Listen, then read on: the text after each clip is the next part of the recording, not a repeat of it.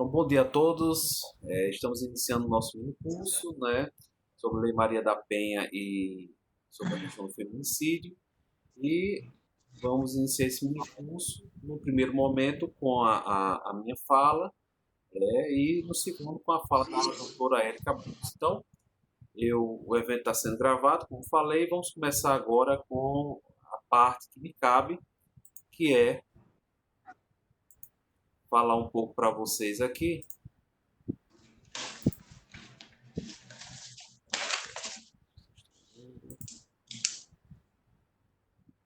Vocês estão vendo, gente, aqui a tela? Sim. Vocês estão conseguindo ver?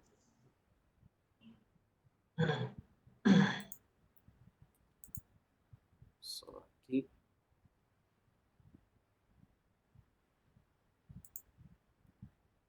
Só passar aqui.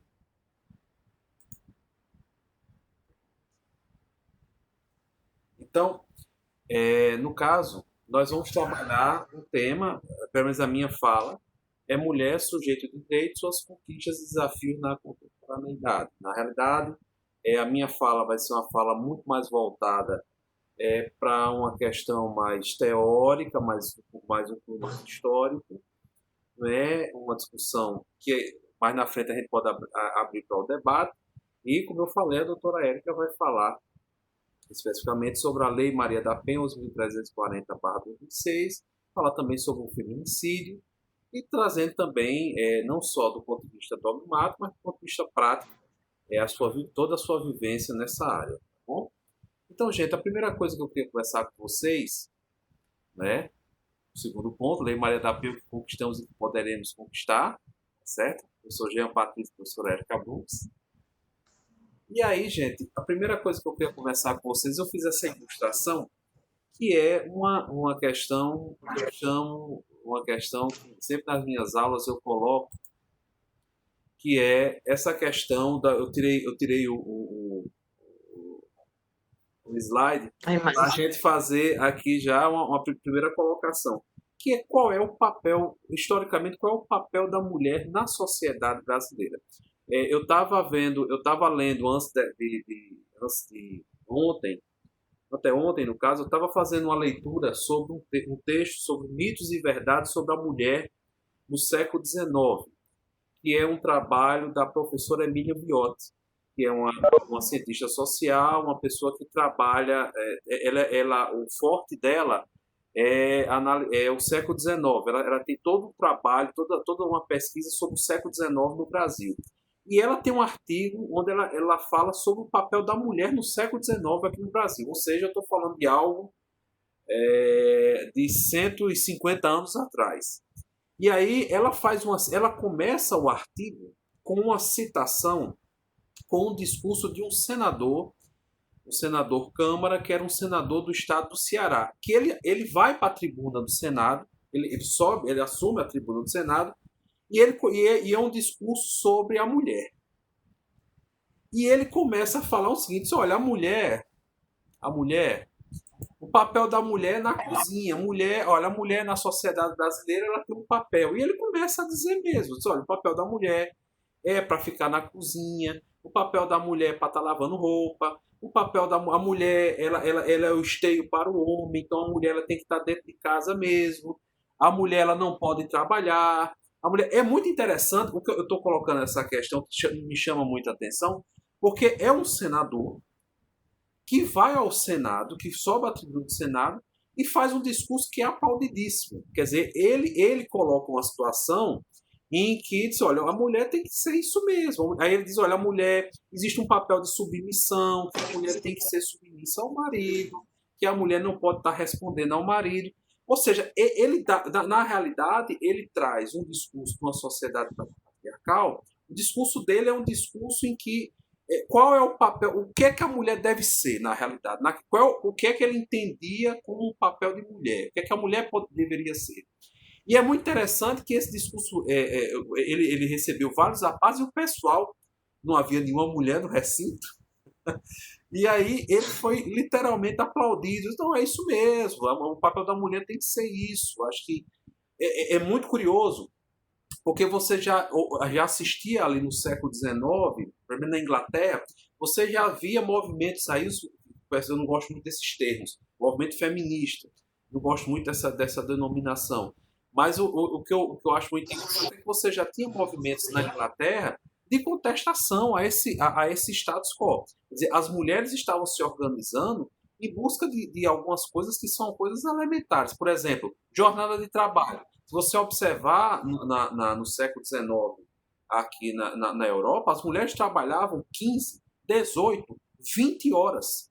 Quer dizer, é muito interessante você tá, professor, mas os homens também não trabalhavam, mas a mulher ela trabalhava uma jornada de 20 horas e chegava em casa, qual era a outra jornada que ela tinha? Então, assim, a mulher praticamente vivia 24 horas, compreendeu? A mulher, ela tinha, por exemplo, uma jornada, vamos lá, uma jornada de 20 e tantas horas, muitas vezes uma jornada e outra jornada em casa. E aí a discussão, e quando os homens eles adquirem o direito de uma jornada, de uma redução de jornada, que é o correto, as mulheres elas, na prática não tinham isso. Então o século XIX vai assistir toda uma movimentação aí, um movimento, para que as mulheres elas consigam galgar um espaço dentro da sociedade. E aí, o que eu coloquei muito essa questão aqui desse slide, porque vocês estão vendo o slide, gente? Agora voltou? Não. Estão vendo? Não. Então não? Deixa eu compartilhar aqui, porque tem que fazer esse compartilhamento aqui é full. Deixa eu ver aqui. Toda vez eu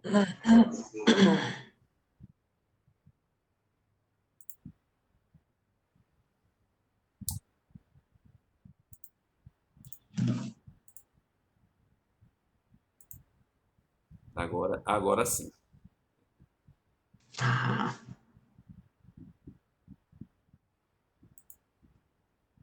Então, na realidade, o que você vai ter aqui qual é o papel, o que é que a gente aprende desde criança, gente? O que é que as mulheres aprendem desde criança? Diga aí para mim. As minhas alunas, o que é que vocês aprendem desde criança? Geralmente existe a sociedade, ela tem às vezes a gente coloca alguns estereótipos que a mulher muitas vezes ela tem que ter um padrão.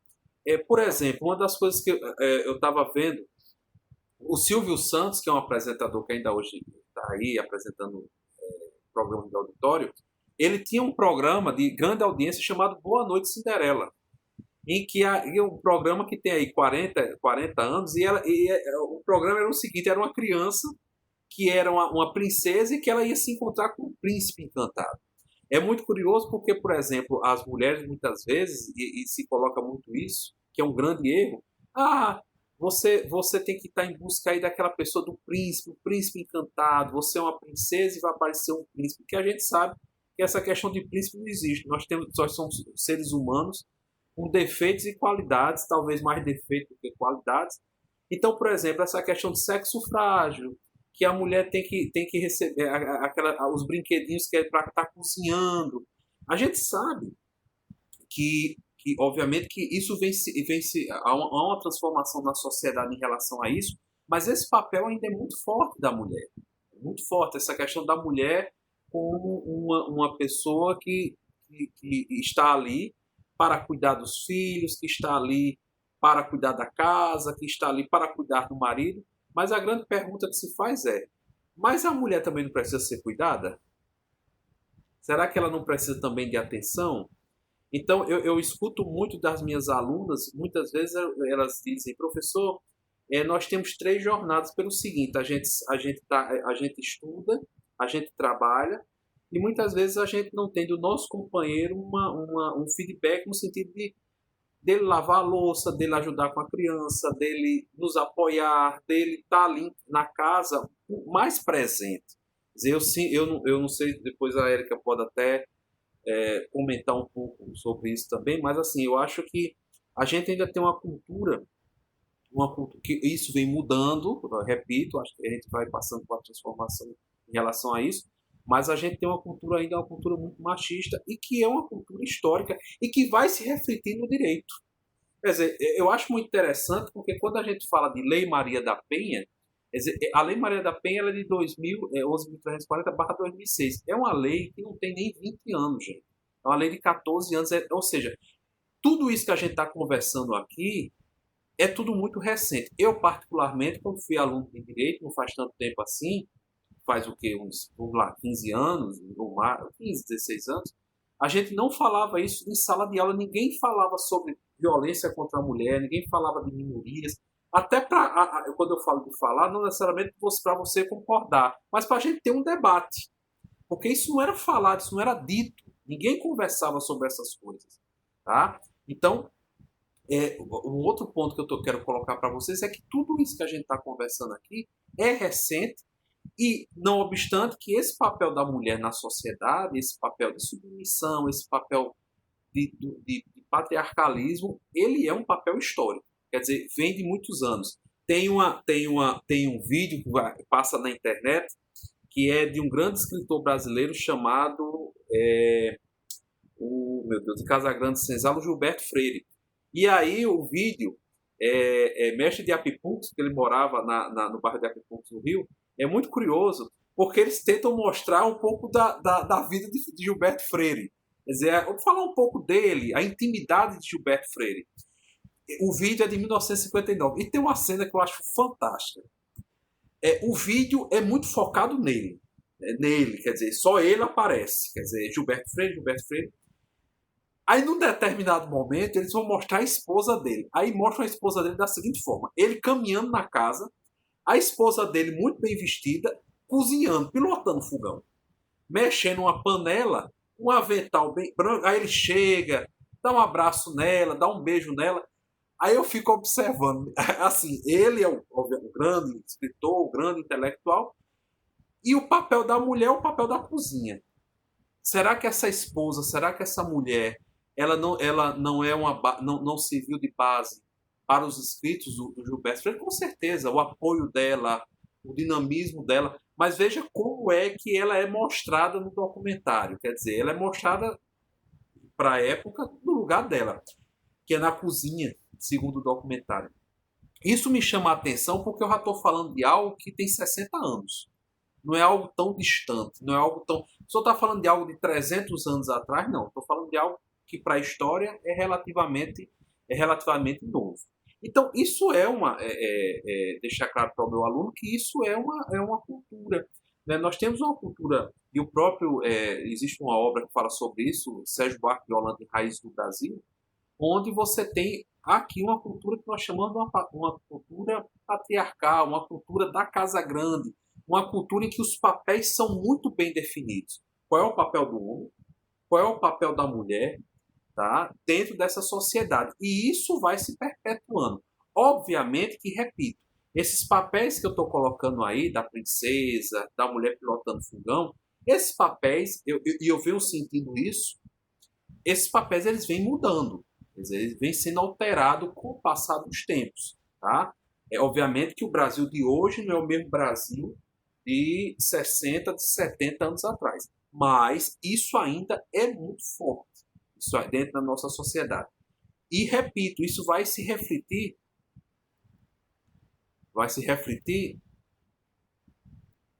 nisso aqui, na história. Eu vou passar para vocês aqui. Vou passar para vocês aqui.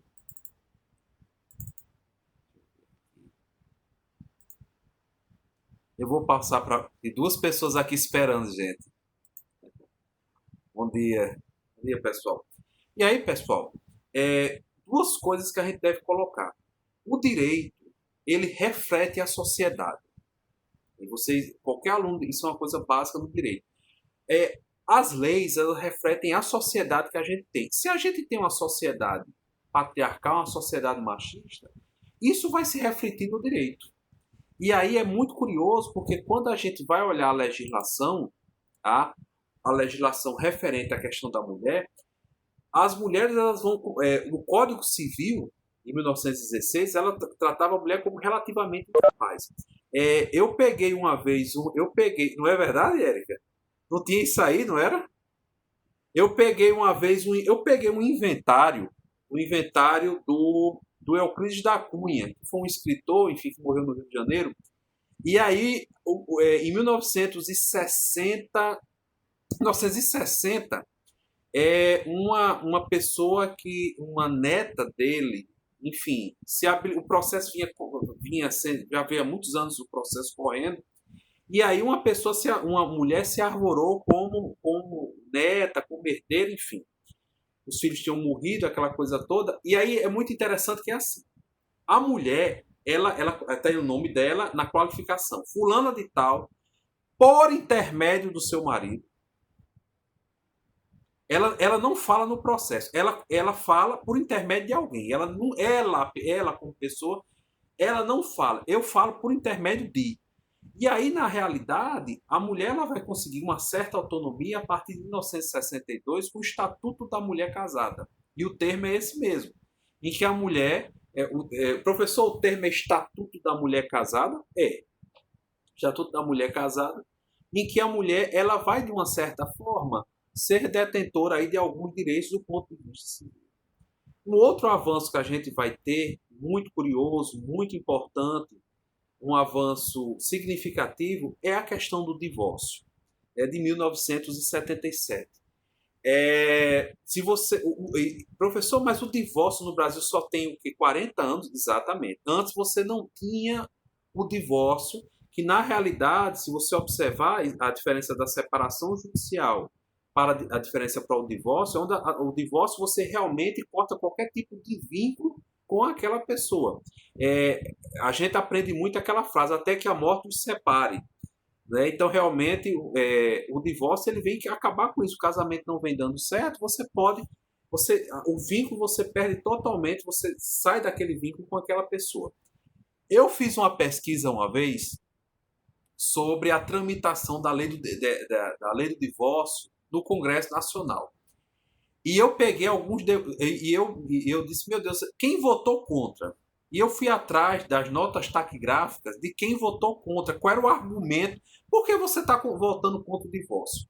Me chamou a atenção de um voto contrário de um parlamentar muito conhecido, de uma pessoa muito conhecida do Brasil, chamado Tancredo Neves, que foi eleito presidente, aquela coisa toda. Tancredo Neves perguntaram, mas por que o senhor votou contra? E ele disse textualmente, eu votei contra o divórcio porque Minas é um estado conservador. Minas é um estado que está entre as montanhas e nós não admitimos qualquer tipo de mudança. As coisas aqui para mudar tem que ser a passos lentos. Então, eu acho o divórcio no Brasil uma mudança muito radical. Então, pela tradição de Minas, pela tradição das montanhas, pela tradição conservadora, o meu voto foi um voto contrário. Meu voto é um voto não. Esse discurso foi dito, gente, em 1977, há 40 anos. Tá certo? Então, é isso. Então, você tem uma evolução, uma sociedade patriarcal de um lado, por outro, um papel construído da mulher, que é esse papel da mulher, da princesa, da mulher dentro de casa, até nos brinquedos, nas brincadeiras. E aí você tem, por outro lado, uma legislação que reflete esse papel. A mulher só vai conquistar alguns de seus direitos a partir do Estatuto da Mulher Casada. O voto a mulher só vai conseguir na década de 30. A questão do voto, de ter direito ao voto no Brasil, com Getúlio Vargas. O Estatuto da Mulher Casada.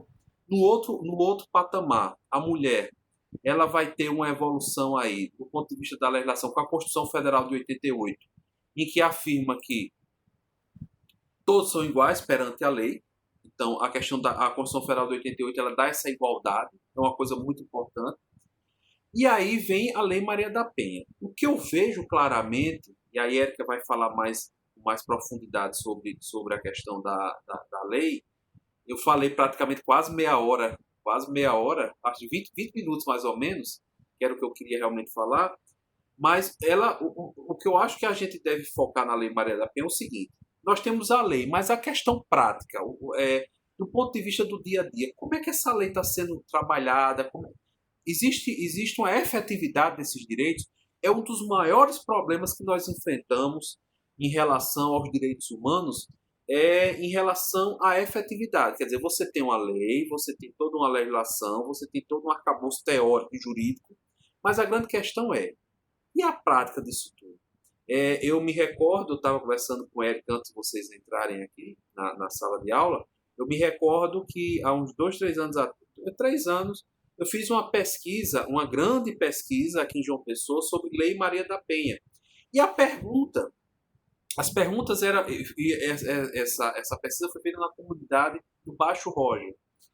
A gente estava com lideranças de bairro, e aí a gente foi em algumas, obviamente tinha algumas casas que a gente foi, enfim, conversar, e duas coisas eram muito claras, ficou muito claro para a gente. Primeiro, é que as pessoas elas não tinham consciência da violência que sofriam. Então, quando a gente falava, mas a senhora, e, obviamente isso com muito cuidado, mas a pessoa dizia, não, fulano de tal, olá, Eliane, seja bem-vinda. O pessoal dizia, olha, meu marido ele é excelente, ele é... Você não tá conseguindo ouvir?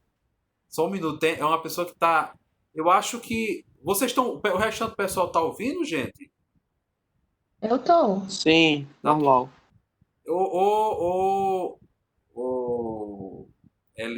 Eliane, você entra novamente. Eu acho que é um problema no teu... Talvez na conexão mesmo, tá? E aí, no caso, eu me lembro que a gente estava nessa pesquisa do próprio observatório e o pessoal dizia muito isso. A gente dizia, você sofre algum tipo de violência? A gente pergunta, não, fulano é um marido excelente. Ele nunca deu na minha cara, fulano nunca bateu. Olha, ele é uma pessoa assim maravilhosa. Ele pensa, coloca comida dentro de casa. Mas na própria conversa, obviamente que a gente não dizia isso, mas na própria conversa a gente sentia outros tipos de violência que não a violência física. Violência psicológica, violência moral. Quer dizer, é muito curioso porque a pessoa ela não tinha, primeiro ponto, ela não tinha dimensão da gravidade do problema, que ela sofria violência. Um outro ponto é que as pessoas desconheciam por completo a Lei Maria da Penha. As pessoas elas sabiam que a lei existia. Tem uma lei, realmente eu já ouvi falar, mas quando a gente dizia assim, mas você sabe dos mecanismos, a senhora sabe a quem procurar? Não, a gente deve procurar um advogado. Eu digo, sim, deve procurar um advogado, mas eu pergunto, eu já ouvi falar de uma delegacia. As pessoas, elas aquela história, eu ouvi falar, mas a pessoa ela tinha consciência do que era a lei realmente, que ela... Olá, Eliane, novamente, seja bem-vinda mais uma vez. As pessoas tinham consciência disso? Isso é um problema muito sério, a questão da efetivação desses direitos. A Lei Maria da Penha, se você, e aí já pegando o gancho aí, a Érica vai assumir nesse ponto, a Lei Maria da Penha ela é uma lei muito curiosa, porque ela é uma das poucas leis no Brasil que não tem necessariamente um caráter punitivo. Ela, muito mais do que o caráter punitivo, ela tem uma preocupação muito grande com o que nós chamamos de esclarecimento da sociedade, quer dizer, de divulgação da lei, ou seja, o Estado ele é obrigado, e a sociedade também, a, de uma certa forma, divulgar a lei, explicar o que é essa lei nas escolas, nas universidades. Quer dizer, ela não só tem esse papel de punir, vamos colocar assim, mas ela tem também um papel de esclarecimento para a população. Porque se você for observar no Brasil real, poucas ou quase ninguém tem acesso de verdade ao que é essa lei. Tá, gente? Então, muito obrigado. Vou passar agora para a doutora Érica, que vai agora analisar a lei, a Lei Maria da Penha, a parte dogmática, né? E vai falar também sobre feminicídio. E aí ela vai trazer 2 pontos. Ela vai trazer a parte técnica, que é a parte, enfim, é a lei propriamente dita, tá? Os dispositivos da lei. Um dos pontos bem interessantes, doutora Érica, é a questão das medidas protetivas, né? Que ela vai falar na frente. E, no segundo momento, a questão do feminicídio. Porque como a Lei Maria da Penha não tem um caráter tão punitivo assim, e aí vem um outro problema. Mas se o cara realmente mata a mulher por uma questão de gênero, como é que fica isso aí? tá bom? E aí entra a discussão sobre feminicídio. Doutora Érica, nós estamos aqui com nós estamos aqui com 15 pessoas, e aí foi mais uma vez a presença de todos vocês, e aí vamos agora para a Lei Maria da Penha. Bom dia, eu vou começar me apresentando aos alunos. Meu nome é Érica Bruns, eu sou advogada criminalista, atuante na área no Tribunal do Júri, né? Porque existem alguns criminalistas que não atuam no Tribunal do Júri, por isso que eu faço essa observação. Eu também tenho a responsabilidade de estar como presidente da ABCCrim, aqui na Paraíba, que é a Academia Brasileira de Ciências Criminais, e sou ouvidora da ABRACRIM, que é a Associação Brasileira dos Advogados Criminalistas. Pois bem, estou muito grata com esse convite do professor Jean, e o mais difícil é, assim, que a gente não pode fazer os apartes na fala dele, né, porque ele tem sempre um discurso muito interessante, e aí quando ele começa a falar algumas coisas, a gente tem vontade de estar ali interagindo, né, e eu gostaria de, antes de começar a minha fala, fazer algumas observações sobre o que ele disse, quando ele falou daqueles discursos que eram proferidos e não há muito tempo, né? E eu gostaria de enfatizar que esses discursos, apesar de não terem uma validade, ou a gente espera que não tenha, como o lugar da mulher é na cozinha, mas eles ainda são muito presentes, quer sejam nas brincadeiras, né? A gente sabe que aqui e acolá a gente sempre está dizendo, lugar de mulher na cozinha, você é mulher, então assim, é uma coisa que não é tão distante ainda, né? Felizmente, na maioria das vezes, é de uma forma... Não é sério, né? Pois bem, outra coisa que ele falou aí, que eu achei muito interessante, é a questão da jornada de trabalho da mulher, que ela era bem superior à do homem, quando, na verdade, nós éramos visto como o lado mais fraco. Então, mesmo sendo o lado mais fraco, nós tínhamos que trabalhar bem mais do que os homens, né, naquela época, nós como mulheres, né, estou falando, né. É interessantíssimo essa questão que ele falou aí, que as mulheres eram relativamente capazes, né, e só podiam falar através de um homem. Então, elas não tinham voz. Se não tivesse um homem para falar por ela, era muito difícil. E essa questão do divórcio, que é tão novo, né? É uma coisa que é um direito. Então, as mulheres, quando casavam, elas tinham que permanecer casadas. Então, eram esses apontamentos aí que eu achei muito interessante para falar sobre a voz aí do professor Jean, com quem eu aprendo diariamente, né? Então, veja só, pessoal, nós estamos aqui para falar um pouquinho sobre o feminicídio, sobre essa Lei Maria da Penha, e eu gostaria de fazer uma pequena diferença que ficasse registrado, que nós temos o feminicídio e o femicídio. O femicídio, gostaria de esclarecer inicialmente, porque aí ao longo do nosso discurso vocês vão compreender. O feminicídio é quando é pelo gênero, então quando alguém vai tirar a vida de alguém por ela ser mulher, então vai ser o feminicídio. E o femicídio é todas as vezes que nós tivermos uma mulher como vítima. Então, por exemplo, se em um acidente de carro a vítima vai ser mulher, nós teremos um femicídio, porque a vítima é mulher. E o feminicídio vai ser pelo fato do gênero, pelo fato dela ser mulher, tá bom? Então, essa era uma coisa que eu queria começar esclarecendo antes da minha fala. Conforme já foi dito aí pelo professor Jean, a Lei Maria da Penha, ela é de 2006, relativamente nova, e nós temos visto que o direito ele vem se adaptando às nossas necessidades, né? Isso é muito bom, porque o direito ele é mutável. Antes nós não tínhamos uma legislação que previa o crime. Deixa eu ver se eu mudo aqui a posição do meu vídeo, porque eu estou pronto, agora está melhor, porque eu estava lá embaixo e eu ficava olhando para mim, para ver minha performance. Então, vamos lá. Antes, nós não tínhamos uma legislação que previa, por exemplo, os crimes na internet. E agora tem. Por quê? Porque eles surgiram, porque eles fazem parte do nosso dia a dia. Então, da mesma forma, foi essa lei, a Maria da Penha, né? Porque foi em virtude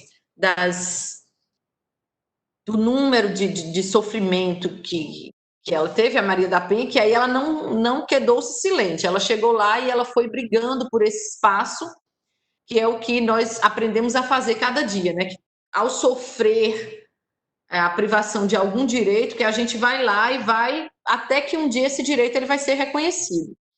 Uma coisa bem interessante que as pessoas também precisam entender é que ela não trouxe, só ultimamente, né, mas inicialmente ela não trouxe a criação de nenhum crime. Ela tinha algumas finalidades específicas. Ela só determinava que os crimes que já existem, eles pudessem ter um olhar diferente pelas vítimas serem mulheres. Então, o homicídio já existia, a violência com relação à lesão corporal já existia, a violência, o crime de ameaça já existia. Então, a finalidade, elas são 4 especificamente, né? Que era as finalidades dessa lei, que era coibir a violência contra a mulher, dar assistência a esta mulher vítima, era estabelecer as medidas protetivas e estabelecer medidas de assistência, que são distintas, né? Então, essas eram as 4 finalidades principais dessa lei Maria da Penha.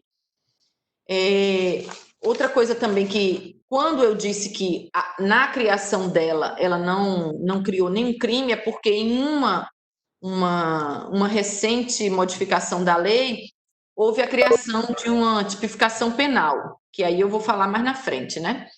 Então, quando nós tivemos aí, na Constituição de 88, essa isonomia que trouxe a igualdade da mulher com o homem, foi uma coisa muito boa para as mulheres. Porém, esse também foi um dos argumentos que foi utilizado para questionar a constitucionalidade dessa lei. Porque eles diziam assim, não, mas como é que pode essa lei proteger o direito da mulher quando a mulher ela é igual ao homem? Então, ela não pode ser mais protegida do que o homem. Estão me ouvindo bem? Bom, ela não pode ser mais protegida do que o homem. Então, assim, eles queriam se utilizar disso, né, desse direito, porém, em 2012, o STF julgou a constitucionalidade da lei, dizendo que tratava os desiguais de maneira desiguais, né? Os iguais de maneira iguais e os desiguais de maneira desiguais.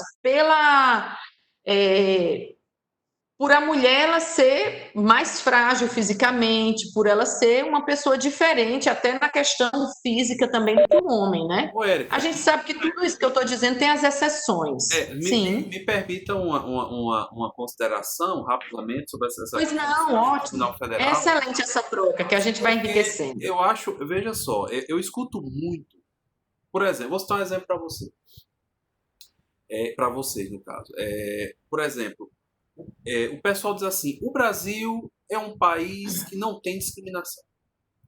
Então, enfim, outra questão, a questão, vamos lá, da criminalidade. A gente vai resolver a questão da criminalidade, vamos fazer o seguinte, a gente vai fuzilar todo mundo e no passo de mágica a gente resolve esse problema. O que eu quero colocar é que Descartes tem uma frase que eu gosto muito. Para problemas extremamente difíceis, nós temos que ter muito cuidado para soluções extremamente fáceis. Não necessariamente o que a gente vê como solução ou o que a gente enxerga na sociedade realmente é aquilo. Por exemplo, o Brasil é um país muito peculiar, entendeu? O Brasil é um país, se você analisar historicamente o nosso Brasil, ele é um país de uma evolução muito peculiar, diferente de tudo que você viu no mundo. Então, por exemplo, vou citar um exemplo. O Brasil não tem discriminação. Eu costumo citar a cidade que é o grande símbolo do Brasil, que é o Rio de Janeiro, que é a cidade maravilhosa, cunhada por Olavo Bilac. O Brasil é o símbolo do... Quer dizer, você vai no exterior, o pessoal, a capital do Brasil, em vez de ser Brasília, é o Rio. Tem muito isso. Mas se você observar o Rio de Janeiro, se você analisar, o Rio de Janeiro é uma cidade que segrega demais. Quer dizer, o carioca da Zona Norte, ele é diferente do carioca da Zona Sul. A cultura é diferente, o jeito de falar é diferente, os gostos são diferentes, a comida é diferente, a ginga é diferente, a música é diferente. Quer dizer, você observa que são meio que dois mundos que, obviamente, que se conversam, mas há um apartheid mesmo. Quer dizer, quando você, lá no Rio, quando você passa ali pelo túnel do Rio Comprido, quando você sai de Laranjeiras e entra ali do túnel de Santa Bárbara, quando você sai de Laranjeiras e entra no Rio Comprido, a impressão que dá é que você está entrando em outro mundo. Quer dizer, até fisicamente essa segregação existe. Uma vez eu fiz uma visita numa exposição sobre favelas no Rio, sobre comunidades do Rio, de um fotógrafo americano que ele fez um trabalho nas comunidades do Rio e basicamente em 3 novos bairros bem conhecidos: Vila Kennedy, Vila Aliança e na Rocinha. Ele foi lá nesses locais. E é muito curioso que quando ele tirava as fotos, eu acho que não foi porque ele escolheu, mas era o cotidiano da comunidade, as mulheres lavando roupa, crianças indo para a escola, fila de gente para pegar ônibus. A maioria das pessoas eram pessoas negras. Isso é uma coisa que chama muita atenção. Tá? Aí você diz assim, mas por que isso? Existe uma questão histórica, existe uma questão social enraizada nisso aí. E aí eu puxo esse gancho porque o Brasil, do ponto de vista da discriminação, é um país que discrimina muito. Aí você diz assim, mas a mulher ela é discriminada? Ela não ganha a mesma coisa? Mas aí é que tá. Como é a questão da jornada da mulher em casa? Quer dizer, a mulher trabalha 2 expedientes e a terceira jornada. Quer dizer, se analisa isso, quando você vai procurar um emprego, como é que a mulher é vista? A primeira pergunta que faz é, você tem filhos? Não é verdade? Então, assim, são situações extremamente curiosas que a gente deve observar, porque o pessoal diz assim, não, professor, mas a gente criando uma lei, vamos dizer, para a mulher, a gente não está discriminando, não. Porque são grupos que, historicamente, eles sofrem um processo de discriminação. Obviamente que não basta só isso. Quer dizer, criou uma lei, está resolvido o problema. Não. É isso que a gente está debatendo aqui. Acho que Érica vai falar mais na frente. Muito mais do que uma lei, mas qual é a efetividade disso? A gente está conseguindo reinserir esse pessoal na sociedade? Essa lei é cumprida? Quer dizer, como é que isso é analisado? A gente tem, eu digo isso ao meu aluno, muito cuidado com com página de Facebook, com Instagram e com WhatsApp. Porque isso, muitas vezes isso não retrata uma realidade social. A gente que trabalha na área, a gente que pesquisa, a gente que tem dados estatísticos sobre isso, é claríssimo que o Brasil é um país que discrimina, sim. Agora, é uma discriminação que não está na cara. É necessário você ter um olhar, esse olhar que a gente está tentando fazer, esse olhar, o olhar crítico, o olhar de será? Né? Uma coisa que eu gostaria de fazer só uma parte, Jean.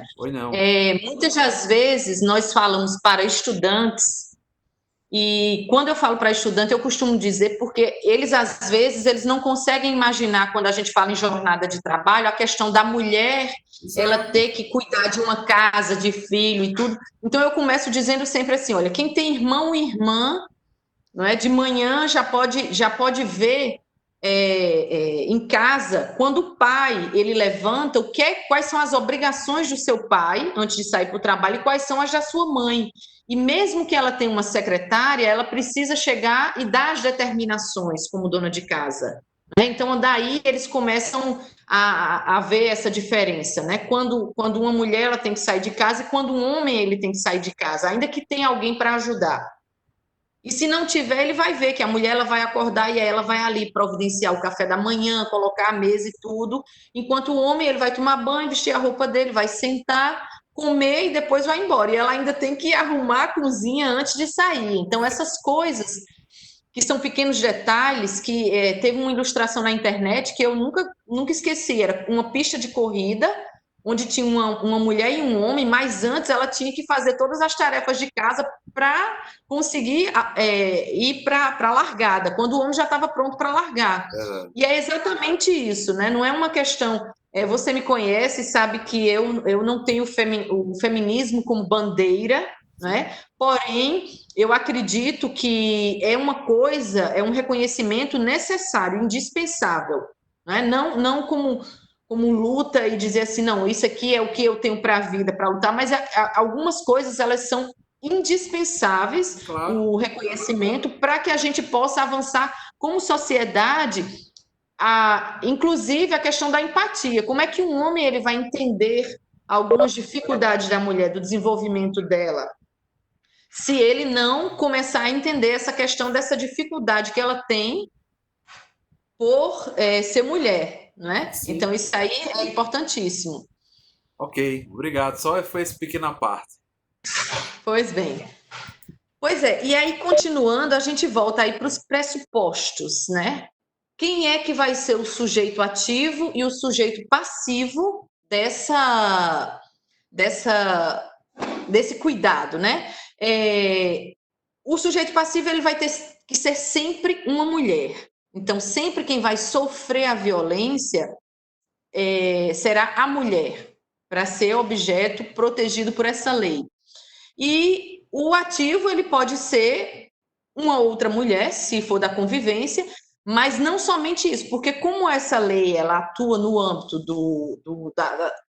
no âmbito doméstico de convivência, então pode ser, por exemplo, uma nora com uma sogra, pode ser uma cunhada com outra. Então, o agressor pouco importa o gênero, pode ser um homem ou uma mulher, mas a vítima ela terá que ser sempre uma mulher, né?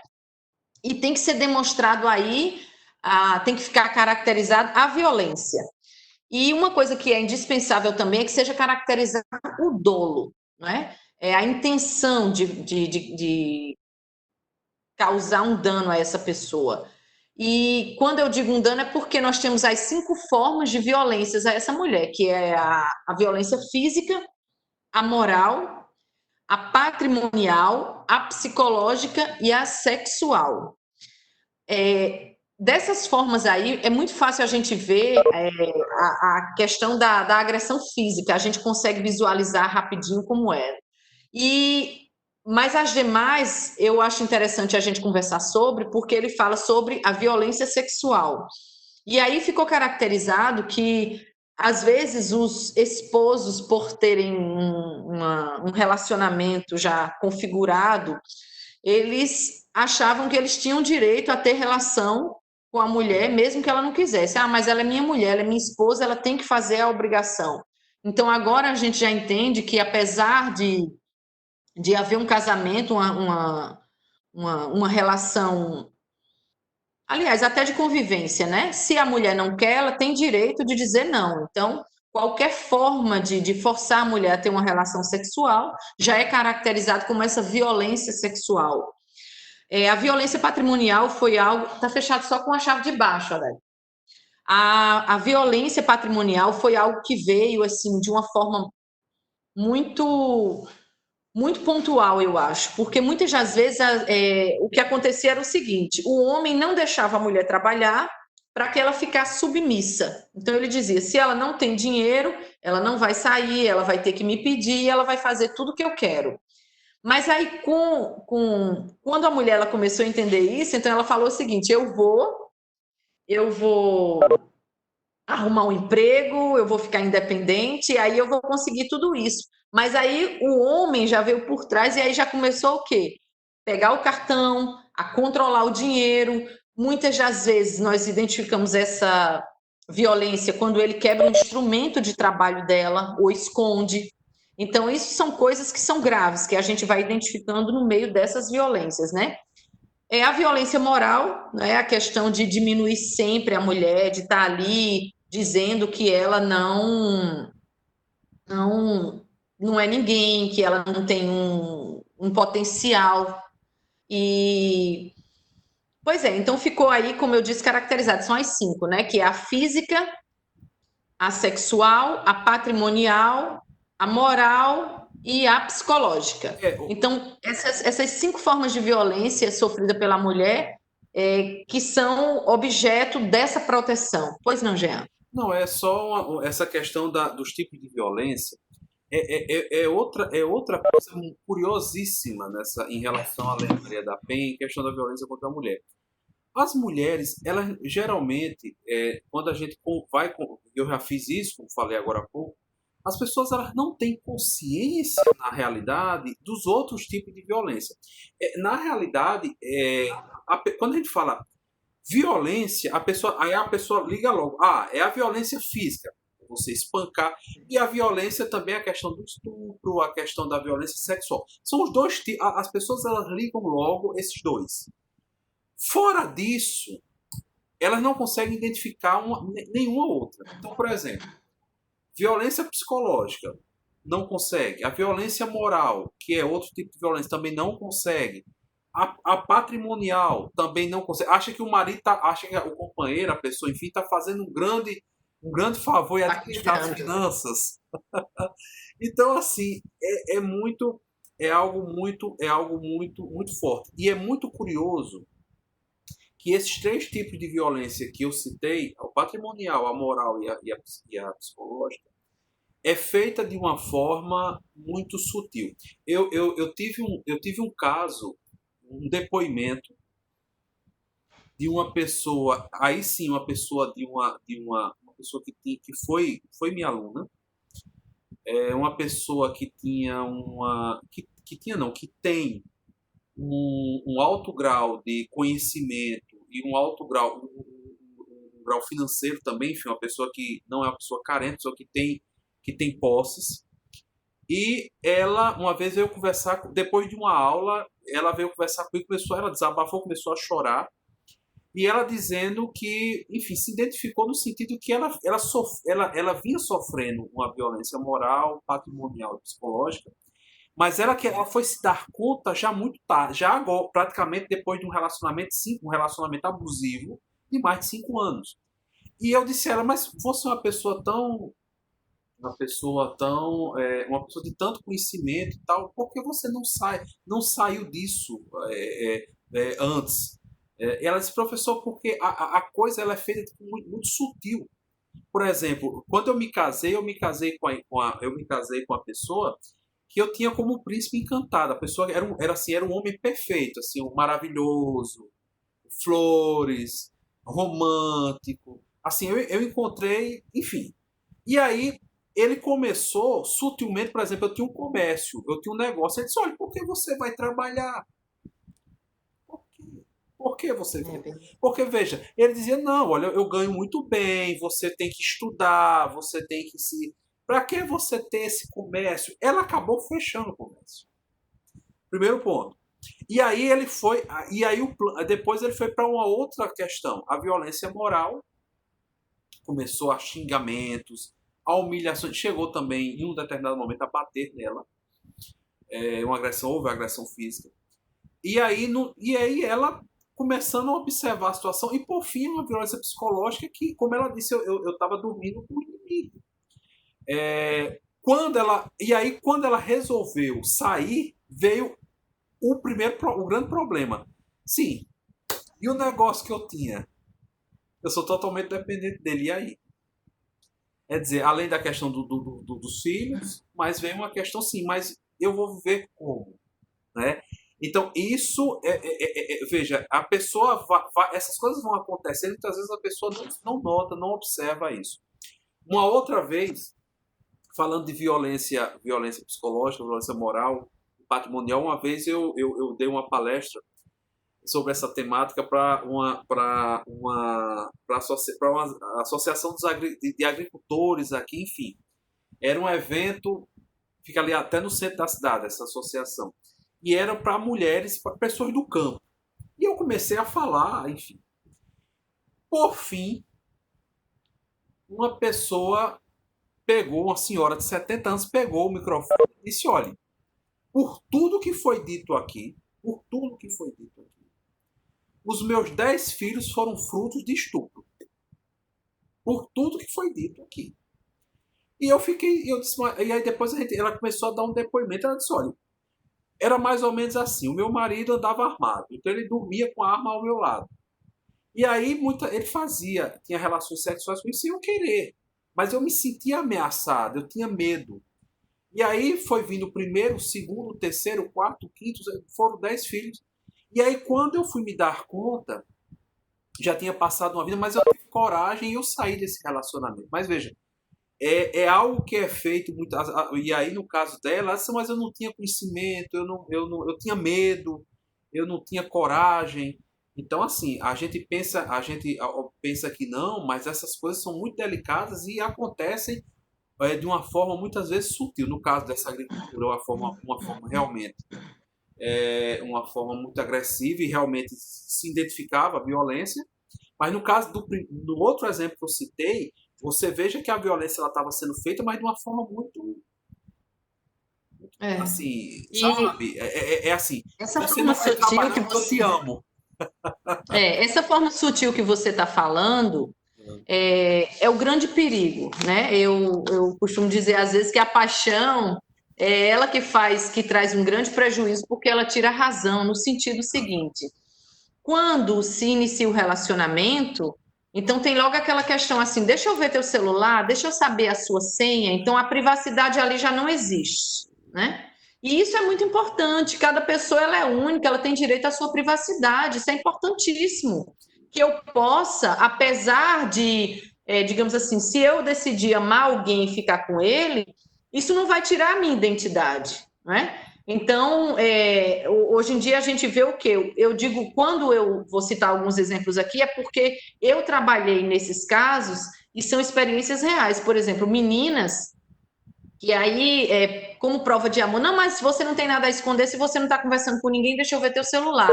E aí ele começa a ter senha de Instagram, ter senha de tudo, e aí ele começa a controlar o que ela curtiu. Então, assim, ela começa a perder a identidade. Mas ela diz, não, é cuidado dele, ela vê aquilo como amor, e não é. Então, essa sutileza que você está falando, ela se inicia logo muito cedo nos relacionamentos, né? E é muito bom e aí é onde eu vejo que, às vezes, essa questão do feminismo, quando ele chega e cita muitos exemplos, isso também é muito bom, que as mulheres elas comecem a ensinar umas às outras, e o depoimento sempre é muito importante, porque quando você fala daquilo que você viveu, as pessoas elas conseguem entender mais. Então, assim, quando chega uma menina e fala assim, olha, meu namorado, depois ele me controlava, o que eu vestia, o que eu podia usar, com quem eu podia conversar, tinha todas as minhas senhas, então, assim, as outras elas podem chegar e começar a ouvir isso e dizer assim, é verdade, comigo acontece. Mas isso não é normal. Não é normal que ninguém consiga controlar a sua vida de uma forma que você não possa curtir uma foto de alguém sem pedir permissão ou conversar com alguém alguma coisa que você queira, porque apesar de você ter um relacionamento com alguém, muitas das vezes você tem desejo de compartilhar uma outra coisa que seja uma receita de cozinha. Não quer dizer que vai ser algo digamos assim, que é errado, que o outro não aceitaria, mas muitas das vezes as mulheres querem falar com outras de coisas que simplesmente não interessam aos homens, né? Então, assim, essa sutileza que você fala é muito importante. Quando você estava falando sobre aquele diálogo que você teve com as mulheres no Baixo Roger, eu consigo identificar também em algumas pessoas que eu consegui acompanhar na justiça, que elas dizem assim, não, mas olha, ele nunca deixou faltar nada lá em casa. É a primeira coisa que eles dizem na delegacia, o fato de assegurar a sobrevivência. Então, se o homem ele chega e dá comida para ela, se paga água, luz e tem onde morar, então ela já tem que ser grata. E não é assim, porque existe uma contribuição dela por trás e existe o respeito que é indispensável que ela receba dele, né? Exatamente. Pois é. Então vamos lá, mais um ponto benéfico dessa lei, que foi a criação, a lei em sua origem, né, a 11.340 de 2006, ela determinou a criação dos juizados especiais. Então, como é que é isso na prática? Não tem nada a ver com a Lei 9.099, né, que era para crimes de pequeno potencial ofensivo. São aqueles crimes que têm pena máxima até 2 anos, então as pessoas elas podem ser beneficiadas com a suspensão processual do processo ou a transação. Então, esses eram os casos que existiam já abarcados pela Lei 9.099, né? Então, a Lei Maria da Penha, ela determinou a criação de juizados. Na verdade, isso é materializado através da criação das varas de violências domésticas, né? Então, essa foi a determinação, que os crimes que ocorressem com as mulheres, em virtude da violência sofrida, que eles fossem processados em uma vara especializada por isso. Então, aqui em João Pessoa, nós temos a vara da violência doméstica, que é a doutora Rita, que é a juíza, Então, todos os crimes vão ser levados para essa vara e serem apreciados por lá. Deixa eu ver o que foi que eu anotei aqui. Uma novidade muito grande. Aqui em João Pessoa ainda não acontece isso, mas em alguns estados é que, inclusive para os crimes onde a mulher ela chega a ser morta, como ele é de competência do Tribunal do Júri, essa primeira fase, que seria toda a fase de apuração, em alguns estados eles já estão ocorrendo na vara da violência doméstica. E somente a segunda fase, que é realmente a sessão do Tribunal do Júri, está indo para a competência do Tribunal do Júri. Aqui em João Pessoa ainda não. Aqui em João Pessoa, mesmo quando a vítima é mulher, ainda é o Tribunal do Júri que está subsidiando as duas fases. A primeira, que é todo do levantamento, do inquérito, as audiências, oitiva das testemunhas e da vítima, quando possível, tudo isso ainda está sendo feito pelo Tribunal do Júri, né? Outra coisa que eu gostaria de falar para vocês é a questão de... vamos lá, o que é que eu vou falar? Da retratação. Quando existe... Porque, como nós falamos aqui, os 5 tipos de violências, então, quando é a física, essa não tem jeito de ter a retratação. Essa retratação seria uma renúncia da mulher para representar.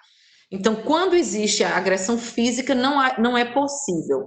Mas quando existe, por exemplo, o crime de ameaça, quando o marido chega assim e fala assim, eu vou te matar se você não fizer isso, ou você vai ver, alguma coisa desse tipo, as mulheres elas vão à delegacia e aí elas contam a ameaça sofrida. Então, antes do recebimento da denúncia, em a mulher tendo conhecimento de que aquilo ali foi um momento pontual na vida do casal, que esse homem realmente não tem perigo nenhum dele vir a concretizar essa ameaça, ela pode, através de petição feita pelo advogado, requerer uma audiência especial antes do oferecimento da denúncia e que ela formalize que ela não se sente realmente ameaçada e que aquele perigo passou. Isso aí extinguiria essa ação. Mas, volto a dizer, em caso de agressão física, isso aí não é possível. E aí, depois disso aí, eu posso falar para vocês agora sobre a questão das medidas protetivas, né? Que é algo que essa lei ela trouxe para as mulheres, é algo que faz com que as mulheres elas possam se sentir mais seguras, ter a vontade de denunciar, ter a coragem de denunciar. São as medidas protetivas. Não vou falar nesse caso como ela foi inicialmente, porque já tem muitas novidades, porque essa lei ela foi alterada algumas vezes, né? Porque foram vendo as lacunas, as brechas, e aí ela foi melhorada.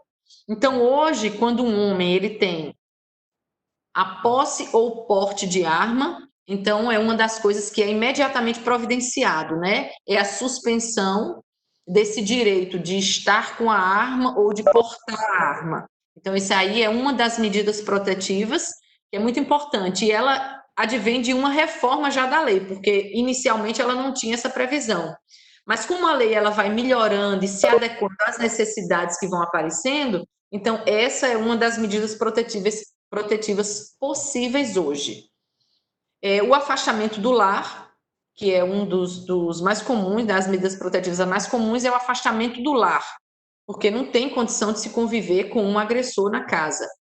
E aí, dentro disso, nós temos as proibições de se aproximar da vítima ou dos parentes, ter contato com os familiares também, e frequentar certos lugares. Então, por exemplo, eu sou advogada, se eu sofro a violência doméstica e o juiz entende que o fórum criminal é meu local de trabalho, então ele vai proibir o agressor também de estar no local onde eu vou, que é o meu local de trabalho, ou outros que possam aparecer, né? Outros locais que a mulher frequentemente vai, então o juiz pode entender que o homem tem que ser proibido de ir até aquele local.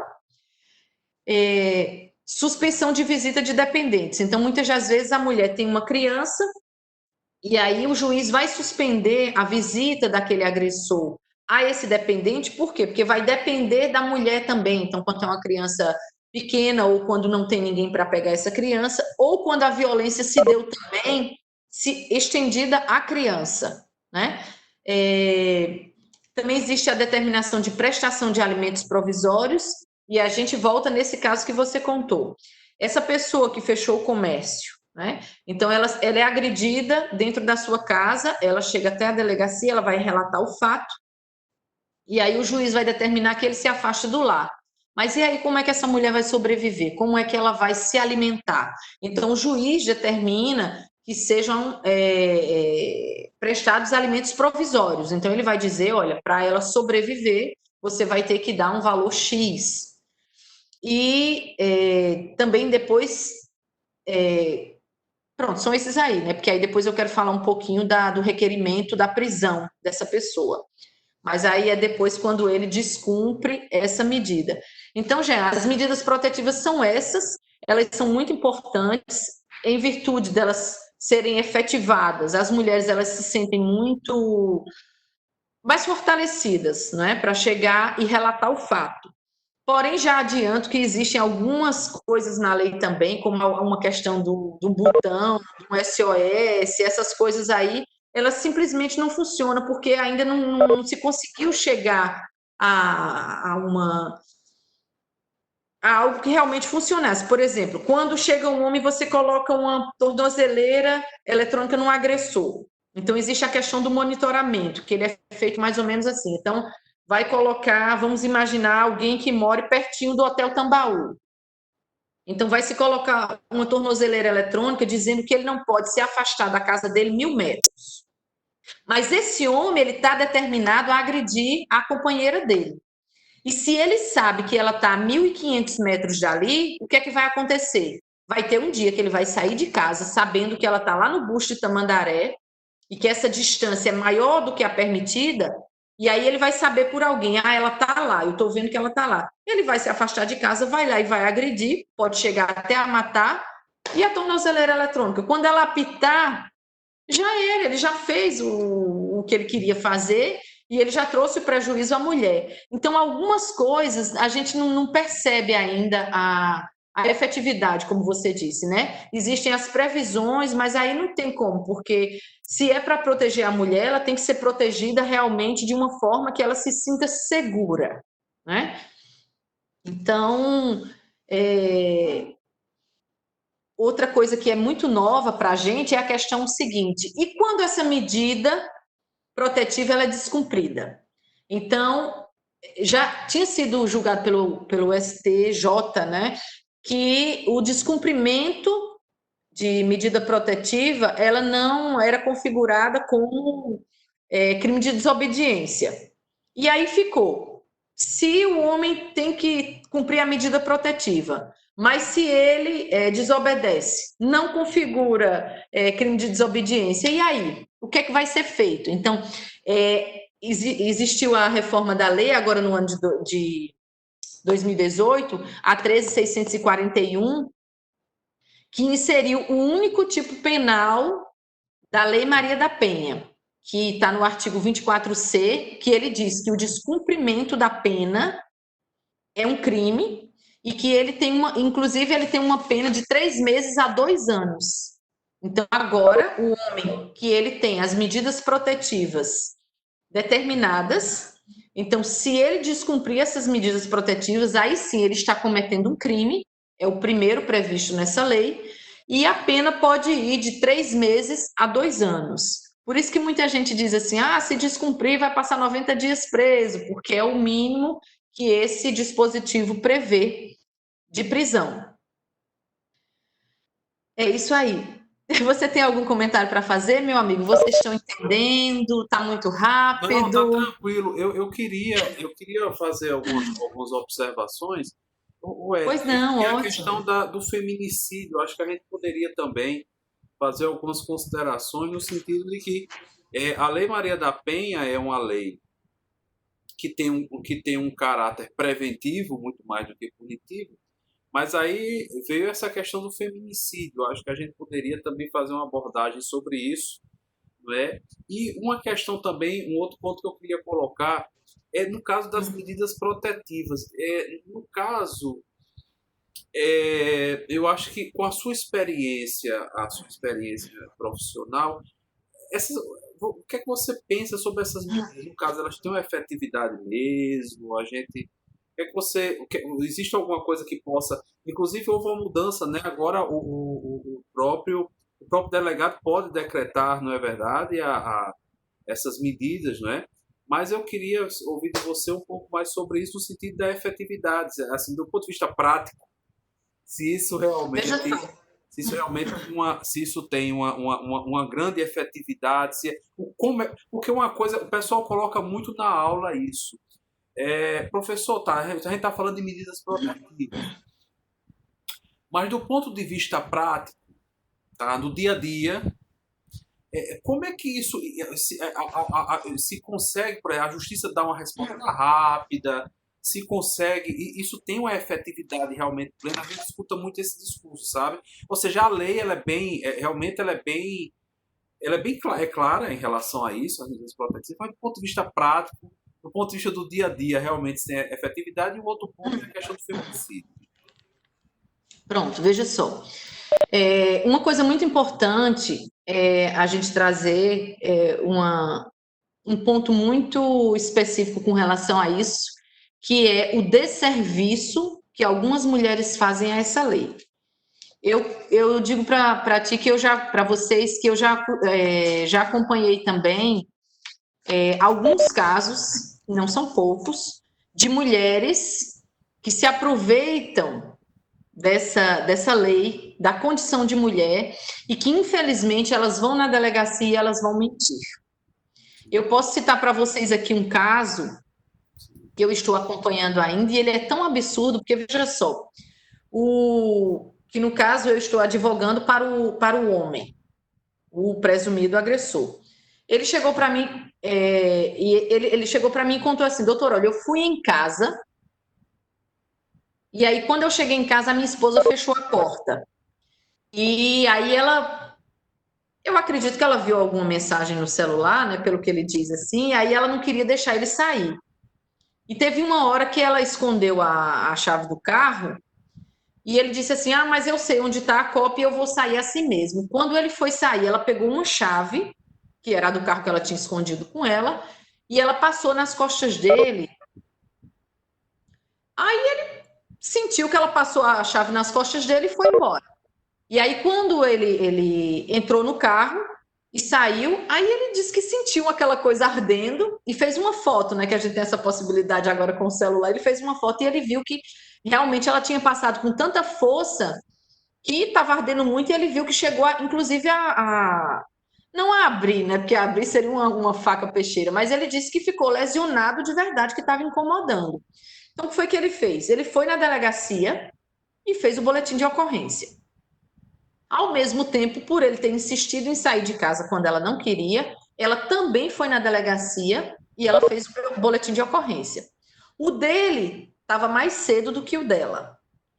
Mas a dela, a medida protetiva foi instaurada quase que instantânea, de forma instantânea, e o dele, quando nós tivemos a audiência, meses depois, ele sequer tinha sido...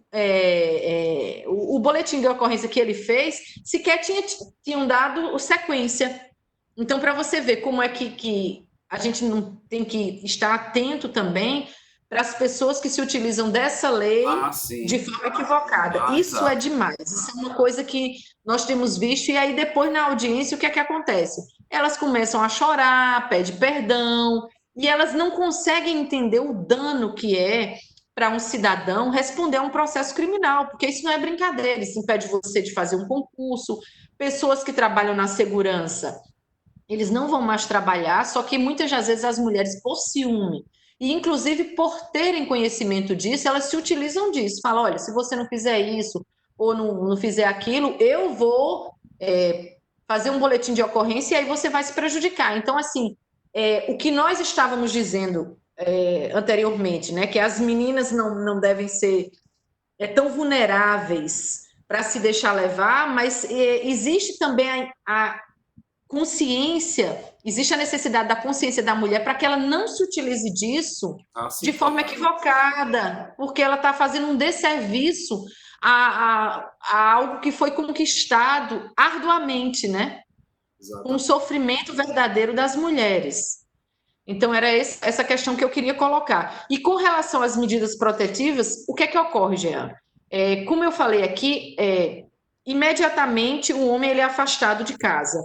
E aí, dependendo da localização da casa e tudo, geralmente é o quê? Ele não pode se aproximar da mulher 500 metros.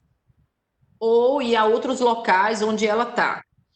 Se ela não tem como prover o seu sustento, o juiz determina o pagamento desses alimentos provisórios até que tudo cesse, até que tudo passe, né? Se ele insistir e não respeitar, então chega um momento que vai ser decretado sim a prisão, mas inicialmente essa medida protetiva dele se afastar do lar funciona.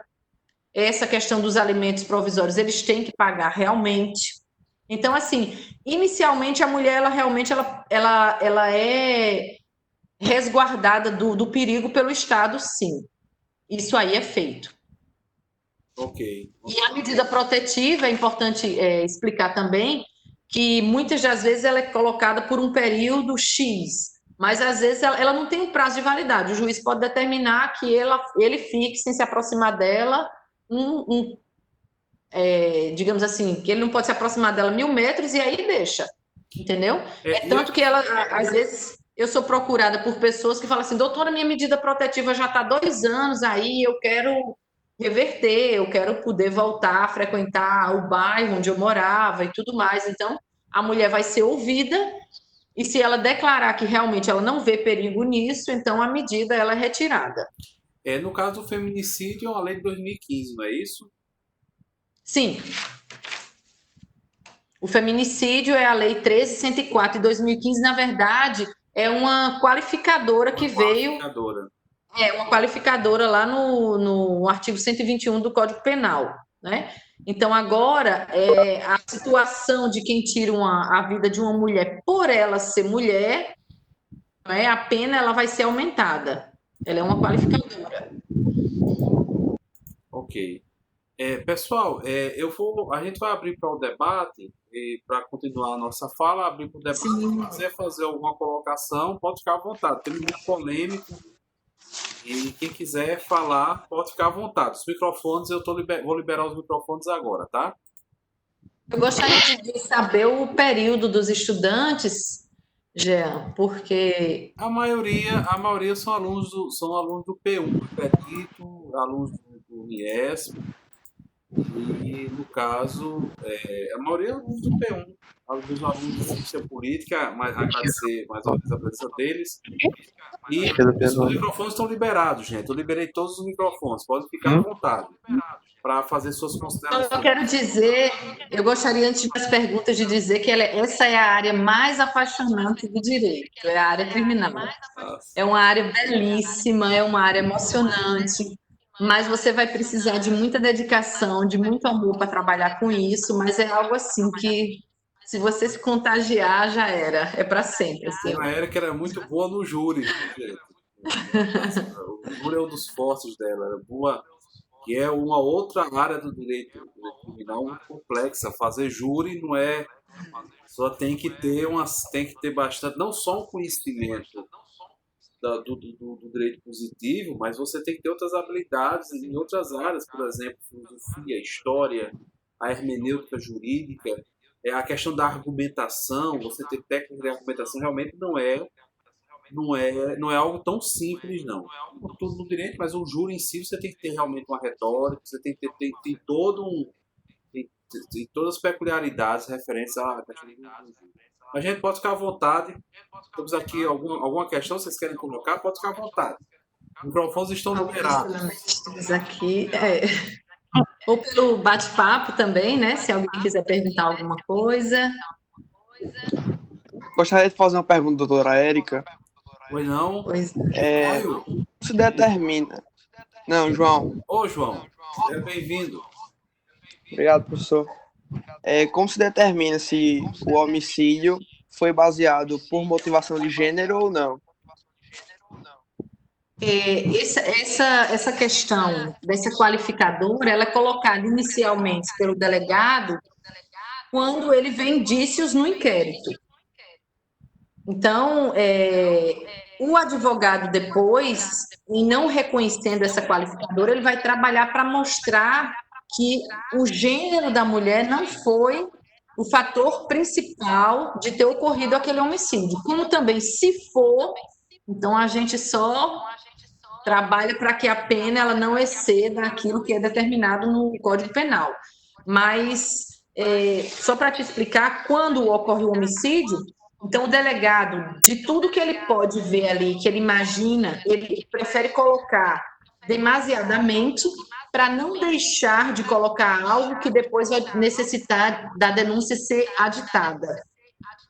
Eu vou fazer uma explanação, como o professor Jean disse que a maioria de vocês são do P1, eu vou explicar um pouquinho como ocorre a questão do inquérito e chegar até a denúncia para que vocês possam entender o que é que eu quero dizer. Quando ocorre um homicídio, que essa vítima é uma mulher, e aí na questão da gente ver se vai ser colocada essa qualificadora, como é que ocorre? Então, tem uma vítima mulher, o delegado é chamado ao local do crime, e aí ele vai ouvir as testemunhas. E é justamente quando ele vai ouvir as testemunhas e, às vezes, o agressor, que ele vai, depois de ter ouvido essas pessoas, que ele vai decidir se ele coloca essa qualificadora ou não. É importante também a gente saber que, para o tribunal do júri, vai também a questão da tentativa de homicídio. Então, muitas das vezes, a vítima está viva. Então, ela pode também relatar e trazer elementos ao delegado convincentes de que o fato dela ser mulher foi o que causou a causa maior dela ter sido vítima desse crime. Então, é isso aí que vai determinar ou não. Tá bom? Ficou esclarecido? Sim, doutor, muito obrigado. De nada. Pode ficar à vontade. Quiser fazer mais alguma colocação, pode ficar à vontade. Mas algum colega, pode ficar à vontade, gente. Se não, pode ficar bem à vontade. Eu tenho uma pergunta para ele. Quem foi que falou? Quem está falando? Que não tá aparece é Juliana, não? É a Alexandra. Ô, Alexandra, pode ficar, porque aparece só a inicial. E aí a gente não aparece o nome completo. Ah, Alexandra, pode ficar à vontade. Não. Eu queria saber se existe algum tipo de punição para a mulher que utiliza da Lei Maria da Penha de maneira indevida, como a mulher do exemplo da Clara. Se existe alguma punição, ela está perguntando se existe alguma punição para a mulher que usa indevidamente a Lei Maria da Penha. Se existe algum tipo de uma punição, o Eric, aí pegando a complementação da colega, ela pergunta se há algum tipo de punição. Veja, do ponto de vista, vamos colocar assim, se tem eu desconheço, mas do ponto de vista legal, eu acredito que não haja, mas do ponto de vista do processo ou na prática, como é que será que isso é encarado? Ela pergunta se há uma punição para a mulher que mente, para a mulher que usa a lei de uma maneira de má fé, vamos colocar assim. Do ponto de vista legal, não sei se tem, eu realmente não confesso que não sei, mas eu não sei, talvez tenha, eu não sei do ponto de vista do processo, como é que isso pode ser visto aí. Pronto. A punição legal, conforme o professor Jean falou, vai existir se o marido depois, com essas provas, ele quiser realmente entrar, por exemplo, com um pedido de dano moral, porque a gente vai tirar essa informação aí para se utilizar sabendo que ele teve um dano moral, por exemplo, de não poder assumir o emprego em virtude disso aí. Então, ele pode se utilizar dessas provas e depois entrar contra ela, né? Essa é uma das coisas. Mas no processo o que a gente vê é que a juíza, ela chama a atenção, ela esclarece, ela diz, olha, você está fazendo um desserviço da lei, você não deveria ter feito isso, procura esclarecer isso para a mulher. Algumas, elas conseguem se sensibilizar e entender, mas outras não. Porque eu volto àquela questão, muitas mulheres, em virtude da paixão, elas perdem a razão. E aí, quando elas perdem a razão, para conseguir o que elas querem, elas também vão até o fim. Então, elas são firmes em dizer, não, eu fiz isso porque eu achei que ele tinha que fazer, e eu fiquei com raiva, eu me descontrolei, mas a punição legal, ela vai ser, ela não está previsto ainda, e ela vai ter um problema somente se o marido quiser depois entrar com uma ação contra ela. Por isso que eu continuo a dizer no meu discurso que o importante é que essas mulheres elas sejam conscientizadas do valor que tem essa lei e elas não se utilizem de forma equivocada. Ok. Mais alguém, gente, quer fazer alguma consideração? Eu tenho uma pergunta em relação a isso aí, esse processo. Quem está falando é Maria Vitória? É, Ô, Maria Vitória, seja bem-vinda. É um prazer falar com você. obrigada. Tipo assim, uma mulher, para ela entrar em ação com a Lei Maria da Penha, para ser aceita, ela não precisa apresentar alguma prova, não? No caso, você está perguntando se para ser aceito para ser Sim, para aceito na Lei poder Maria da Penha, ter. tem que ter alguma prova, alguma coisa, é isso? Sim, porque se tivesse, isso poderia evitar o uso da má-fé da lei, entendeu? Poderia se. Ela está perguntando, no caso, se a pessoa, para utilizar a Lei Maria da Penha, precisaria ter provas e até para evitar essa questão da má-fé. A gente esclareceu aqui que existem 5 tipos de violências que podem ser sofridas e que podem ser beneficiadas com isso aí. Algumas, elas vão ter provas evidentes, como a agressão física. A questão a questão patrimonial, como a gente disse, né? Então, se o companheiro, ele pega o cartão dela, então, algumas coisas serão ditas e vai ficar muito subjetivo para provar. Então, uma mulher ela vai poder se utilizar de má-fé para fazer isso, porque como é que você pode provar que todo dia você está sofrendo violência psicológica? Ah, olha, meu marido ele me humilha, ele diz que eu não sei fazer nada, ele diz que eu sou feia, ele diz que eu não sou competente. Então, quando uma mulher ela chega numa delegacia e ela expõe isso aí, é tido como verdade. Porque até que a gente imagina o seguinte, que até que uma mulher ela saia de casa para fazer um relato desse na delegacia, é porque esse relato é verdadeiro. E a gente imagina como é difícil, porque a mulher que realmente sofre isso, até que ela tome essa decisão, ela enfrentou barreiras enormes, porque não é fácil você chegar e... Porque o que a gente precisa entender é o seguinte também, a mulher que vai sofrer esse tipo de violência é porque ela já se deixou manipular de alguma forma, né? Então ela vai estar tipo que dominada, ela vai estar achando que o homem fez a coisa certa. Então, é partindo desse pressuposto que um delegado, quando ele escuta um relato de uma mulher, olha, eu estou sofrendo violência moral, psicológica, sexual, ele vai ter aquilo como verdade.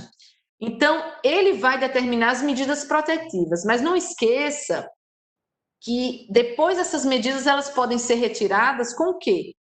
Com o esclarecimento da verdade. Então, de uma certa forma, o homem, inicialmente, ele vai ficar tido como culpado, mas isso vai ser esclarecido. Mas eu gostaria de lhe dizer também que essa porcentagem é muito pequena. Eu fiz um registro de que existem esses casos para que a gente possa cada dia mais estar combatendo a existência disso. Mas o número maior realmente são de mulheres que ainda sofrem essas violências. Ok, obrigada. Mais alguém quer falar, gente? Pode ficar à vontade. A agressão pode Quem está partir de falando, outra por mulher gentileza? também, né?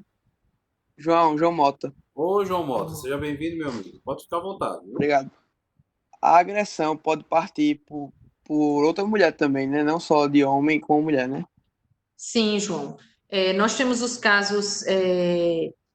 Se for no âmbito familiar, então pode ser da nora com a sogra, da sogra com a nora, cunhadas, irmãs. Então, se tem 2 irmãs, então está no âmbito familiar e uma irmã agride a outra, essa vítima ela vai ser beneficiada com o que dispõe a Lei Maria da Penha. Então, a vítima sempre precisa ser mulher, o agressor pode ser mulher e pode ser homem, contanto que esteja dentro do âmbito familiar, de convivência. Mais algum colega? Eu tenho uma pergunta. É Itamar que está falando? Isso, Itamar. Oi, Itamar, seja bem-vindo, meu amigo. Prazer. Obrigado, bom dia. Bom dia. Em que momento terceiros podem interferir nisso, realizando uma ocorrência, algo do tipo? Ou se só a vítima mesmo que tem que entrar na justiça? Veja só, o terceiro, é muito importante que se diga, é que se ele tem conhecimento de um fato assim, ele até estaria cometendo um crime de omissão se ele não revelasse. Então, se eu moro em um apartamento e eu escuto todo dia barulhos como se um homem está batendo numa mulher e ela chorando, e depois eu encontro com ela com óculos de sol desse tamanho e eu vejo que ela está machucada.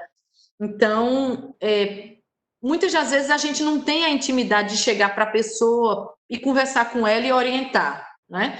Mas a gente pode fazer a denúncia. Existem até canais que a gente pode fazer de forma sem se identificar, mas a gente pode chegar também numa delegacia e dizer, olha, eu sou vizinha e nesse apartamento eu acredito que está havendo uma situação dessa e pedir que eles vão averiguar. Então, tem a questão de um assistente social que pode fazer uma visita a essa mulher que provavelmente está sendo agredida. Então, o terceiro, ele tem essa possibilidade de chegar, de alertar e de chamar para que a situação daquela mulher seja vista.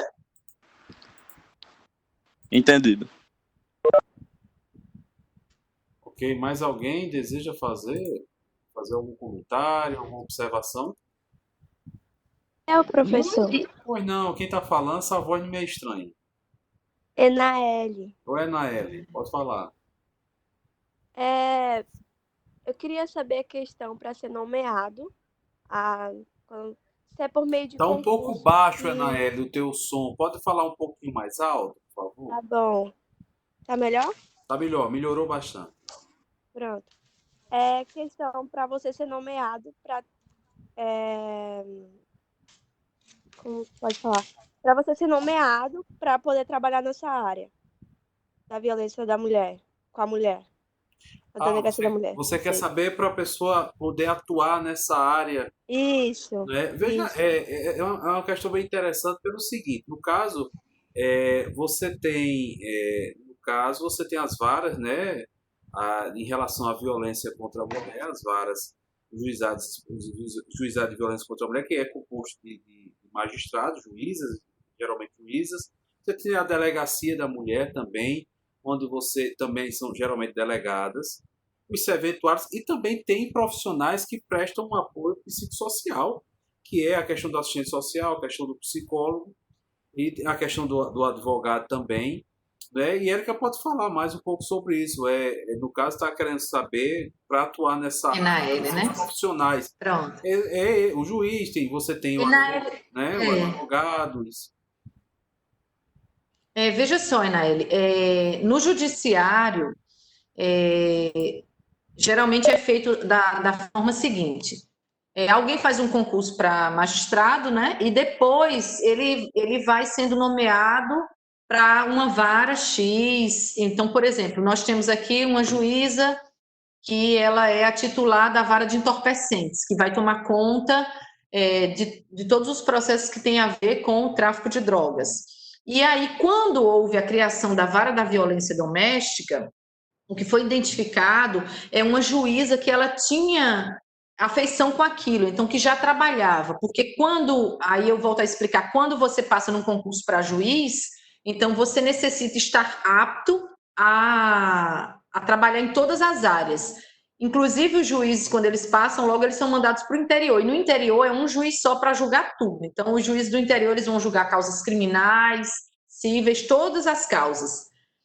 E aí, no caso da vara da violência doméstica, se procura uma mulher, porque essa é a orientação, que seja uma juíza, e aí ela vai ser nomeada para ser a titular daquela vara. Uma pessoa que já tem, digamos assim, uma intimidade com isso. E também tem uma promotora que é mulher também.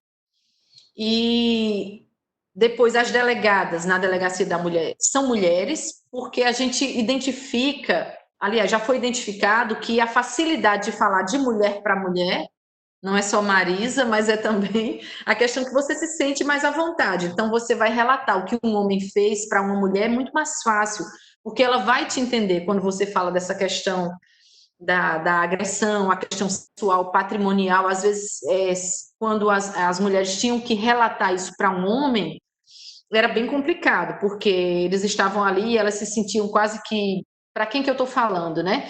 Então, as delegadas é da mesma forma que as juízes, então, daquelas que têm mais sensibilidade para trabalhar com a causa, então elas são nomeadas. Hoje nós temos 3 delegadas aqui em João Pessoa.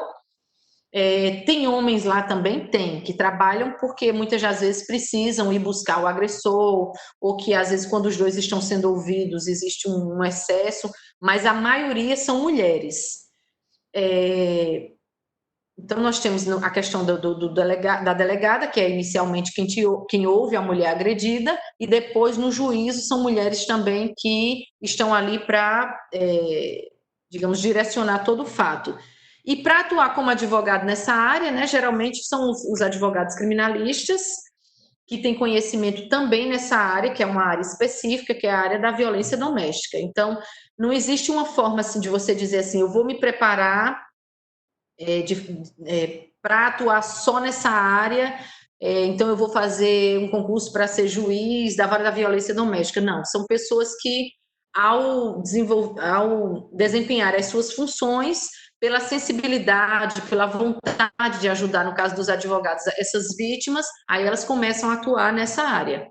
Então, como tem também pessoas que atuam muito na questão da criança, tem gente que atua no tribunal do júri, tem gente que atua... Então, assim, é uma questão de sensibilidade, o que você gosta, o que você tem empatia com aquela área e com aquelas vítimas, é ali que você vai trabalhar. Se eu não fui clara, me diga, e se eu posso esclarecer de uma outra forma. Mais alguém deseja falar?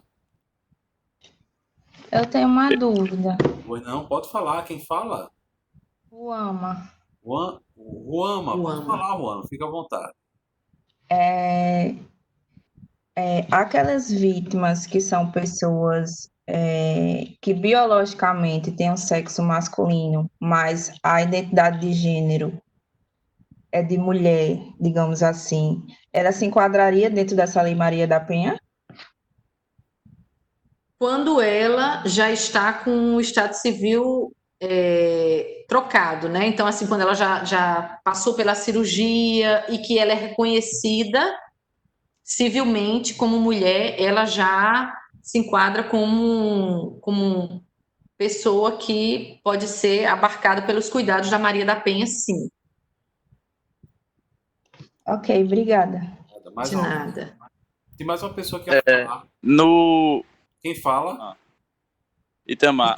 Oi, Itamar, fica à vontade. Falando sobre esse assunto que a colega fez uma pergunta na questão da Lei Maria da Penha e no feminicídio, também é da mesma forma?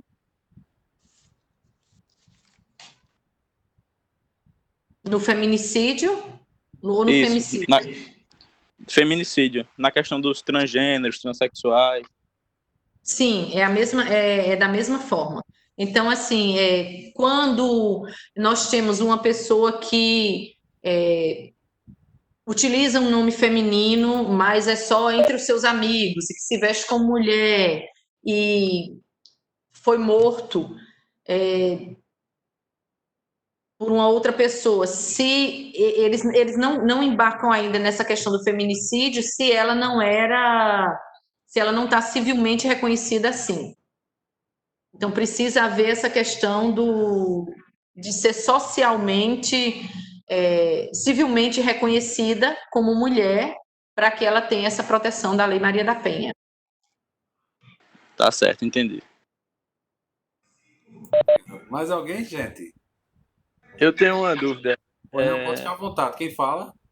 Ricardo. Oi, Ricardo, fica à vontade. A mulher, quando sofre qualquer tipo de agressão, ela tem um prazo, isto é, Em quanto tempo o crime prescreve?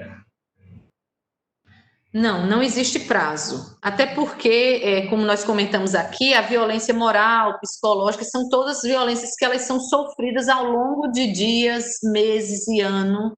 Então, seria o limite da mulher. É quando ela não aguenta mais, ela chega lá e relata. Então, tem pessoas que dizem, eu já sofro violência psicológica há 10 anos, né? Então, assim, isso não vai, digamos assim, não é como os alimentos que são cobrados na lei, que tem gente que diz assim, vai cobrar todo aquele tempo que foi devido, né? Então, assim, não, o tempo, não existe uma prescrição. Eu estou sofrendo isso há 1 ano ou há 10 anos, é quando chega o limite da mulher. Ela vai chegar lá e ela vai dizer, e aquilo ali vai ser considerado naquele momento. A questão que vai ter um prazo de validade, como a gente pode dizer, vai ser a agressão física por não ter possibilidade de provar. Então, uma mulher que ela foi agredida, que ela ficou com hematomas e tudo mais, se ela não fizer fotos, se ela não, de alguma forma, se ela não registrar isso, depois, quando ela chegar e disser, ela pode ser contestada e aí ela não vai ter como comprovar. Que aí vai ficar aquela questão de tipo, por que se você foi agredida fisicamente, por que você não conseguiu uma forma de comprovar e de registrar isso? Então, nesse momento é que vai ser questionado, porém, não existe prazo para se reclamar essas violências sofridas, não. Tá certo. Entendi. Obrigado, meu. De nada. Mais alguém, gente? Gostaria de fazer uma pergunta sobre uma pessoa que é acusada. Quem está falando é o João Mota? João, isso. Não. Uma pessoa que é acusada de violência domiciliar, né, contra outra, corre o processo e ela é inocentada. Ela mesmo assim fica impedida de participar do concurso público? Não. Não. A questão do concurso público é porque quando você vai fazer inscrição e quando você vai ter que ir ali, uma vez aprovado, você tem uma lista de documentos para apresentar. Então, você vai ter que juntar os seus antecedentes. E aí o problema é que, naquele momento, se você estiver respondendo a um processo criminal, então, apesar de você não ter antecedentes, que você é tecnicamente primário, porque você não tem condenação, mas o fato de você estar respondendo a um processo criminal, em muitas bancas, isso aí eles já colocam que isso aí vai ser um problema para você, né? E para você participar de muitas coisas, isso aí pode te prejudicar. Mas uma vez que você foi inocentado, então seu nome é retirado do registro e isso aí não vai te prejudicar de jeito nenhum. A questão é enquanto tramita o processo que a pessoa vai tirar os antecedentes criminais e vai estar constando isso aí. Muito obrigado. De nada. Alguma Enquanto eles pensam nas perguntas, Jean, você viu o movimento que tem aí na internet com relação aos eventos jurídicos? Eu escutei o juiz Alexandre de Moraes e alguns outros, né? Eles dizendo que, eles declarando que a partir daquele momento eles só participariam de eventos, quando convidados, se houvesse o equilíbrio, o respeito na questão do equilíbrio do gênero, né? A quantidade de mulheres para a quantidade de homens. Isso aí está bem interessante, né? É algo novo que está vindo e a gente está vendo que tem muito homem que está se colocando ao lado das mulheres por essa luta aí de igualdade. Sim. Na verdade, é um grande avanço, sem dúvida. Alguém mais, gente, quer fazer alguma questão, algum questionamento?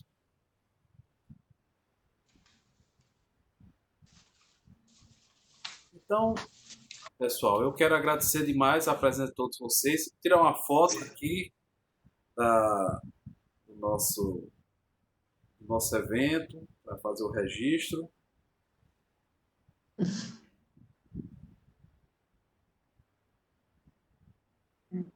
Pessoal, muito obrigado pela presença de vocês, tá?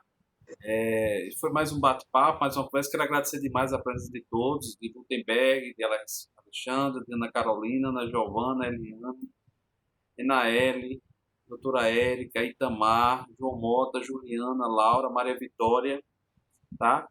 Antes de encerrar, gente, eu queria tão somente fazer uma pequena consideração, é mais a título de informação mesmo, tá certo? Nós temos, eu e doutora Érica, nós temos